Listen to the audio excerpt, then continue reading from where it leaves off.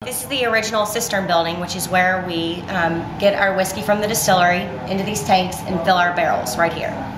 And this building, along with most of the other structures here, have been around since the early to mid 1930s when my grandfather and his brothers decided to build a distillery here.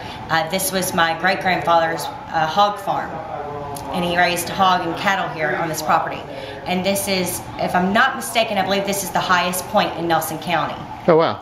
So, which really aids in the maturation of our barrels because we get so much wind up here, as I'm sure you all saw on the walk over here. So bring me back. So in the 70s, is when distilling first stopped in the thing? Right. The end of the 70s, early 80s is when my grandfather and his brothers retired and got out of the business, and then my father came on board.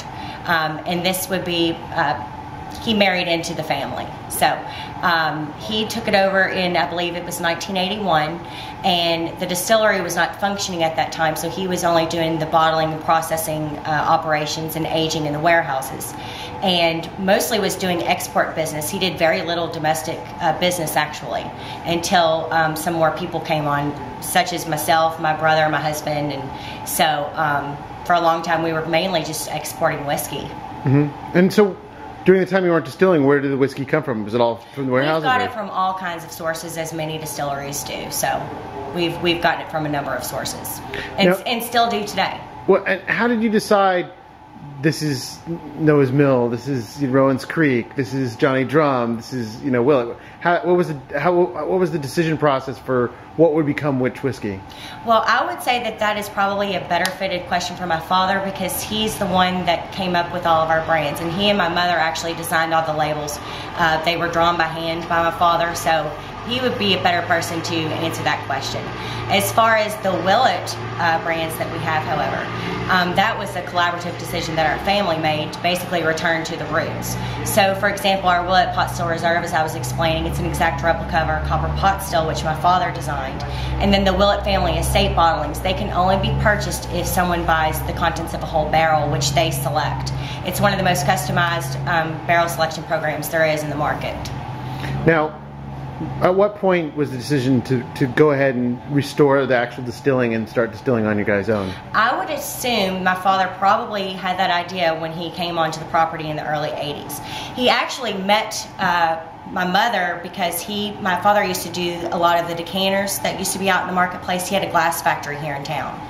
And he came here to do a bunch of decanters for my grandfather and what they were doing at the time, which was Old Bardstown. That's how he met my mother. I would say that probably when he took it over, he then knew he was going to restore everything back to its original state. He's gone way far beyond that. And started the restoration in the early 90s, I believe, and it was just completed. Well, I shouldn't even say it's completed, because as you see, we still have some additions and things going on, but we started making whiskey again this year in January and barreled our first whiskey on January 27th, my grandfather's birthday. How long will it be before that first whiskey starts finding its way out into the market? I would say that with the rye, we would probably release that a little bit younger, perhaps starting at 3 years old, because rye, even at an early age, has so much flavor and complexity. Bourbon, however, I would not think that we would release any before 4 years old. Mm-hmm. And that would probably be the youngest that we would release, unless we decide to do some white dog, which we are still having a family discussion or argument about that. So what is the argument? Well, some want it out there on the market and some don't. So we're kind of at a crossroads with that decision. Where are you on the camp on that? I kind of change positions different days, different moods, but I would like to release some of it, because I think that our white dog is some of the best that there is around, and I think that a lot of people ought to taste it and then see how it progresses as it ages and taste it at different intervals. I think that would be something really neat for someone to do. Now, what you have plans beyond just the distillery here on these grounds? That's right. What are we going to be seeing in a number of years here? We also have a mill building that's going up. We have a B&B that's next to that, and then we have a plantation house in the works that will also be in B&B, so people can come and stay on the property and be right here, where all the action is. So as people do the trail, you'll be kind of a midpoint. That's right, and they'll be able to have receptions and events and different things here. So. Cool. Is there anything on the near horizon product-wise that we should be keeping our eyes out from you guys? Not right now. I'm hoping to actually get rid of some things and consolidate because we're a little overwhelmed, but I don't think that right now we have anything new in the works. We have so much as it is. So, what are some of the challenges being a small family, an independently owned family business, kind of getting back into the original distillation of making bourbon?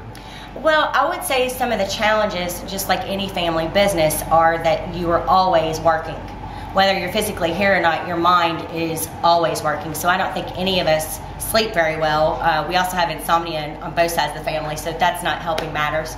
And also, I work with my husband, my brother, my mother, my father. So even at family functions, I mean, you're talking about work. Everything is work all the time. Fortunately, we all love it, and we're very passionate about it.